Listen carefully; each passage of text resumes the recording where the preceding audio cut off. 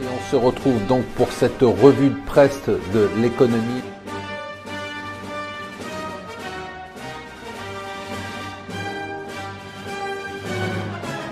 Bonjour et bienvenue sur Mon Financier pour la revue de presse de l'Écho. Nous sommes le lundi 26 juin et j'ai envie de faire, à l'occasion de la visite de Narendra Modi, le premier ministre indien aux États-Unis à Washington pour rencontrer Trump, un petit focus. Vous avez vu la une du The Economist, un focus sur l'Inde. On ne parle pas assez de l'Inde, on parle beaucoup de la Chine, hein, même moi, on la suit pas à pas, jour après jour. Et bien l'Inde, c'est quand même un pays aujourd'hui dont la population a dépassé celle de la Chine, dont la croissance est une des croissances qui tire l'économie mondiale. C'est la croissance la plus forte de toutes les grandes puissances économiques mondiales. On est à 7,2%, on était même à 7,9% en 2015, un bond formidable par rapport aux 6,3% de 2013, grâce aux réformes du Premier ministre indien, grâce aussi à une démographie galopante. Alors voilà, c'est fait, il faut plus parler de l'Inde, il faut plus s'y intéresser car ce sera un acteur majeur dans l'échiquier économique international. Alors, deux nouvelles aujourd'hui.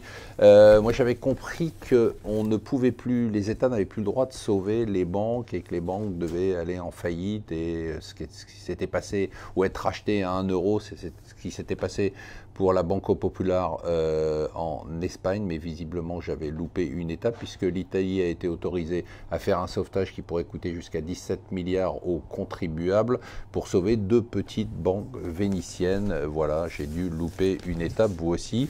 La bonne nouvelle du jour, ça n'ira pas jusqu'au bout, mais c'est pas grave, c'est pour le symbole, c'est que l'Europe serait prête à condamner Google pour position dominante avec une amende de 1 milliard d'euros. Alors aux États-Unis, quand il y a une amende, on la paye tout de suite parce qu'il y a des sanctions immédiates si on ne la paye pas. En Europe, on fait appel et on ne la paye jamais. Allez, un petit clin d'œil pour les bikers.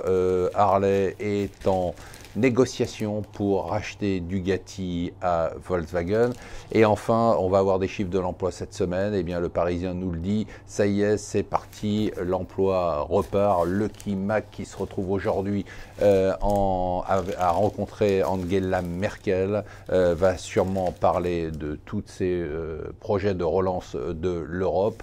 En attendant, pour avoir la relance, il va falloir qu'il descende en dessous des 3% de PIB. On saura jeudi avec le rapport de la Cour des comptes de combien est le dépassement en milliards d'euros par rapport au montant qu'on doit avoir pour avoir les 3%. Ça risque d'être intéressant et ça risque d'être assez chaud. Voilà, je vous souhaite une très bonne semaine.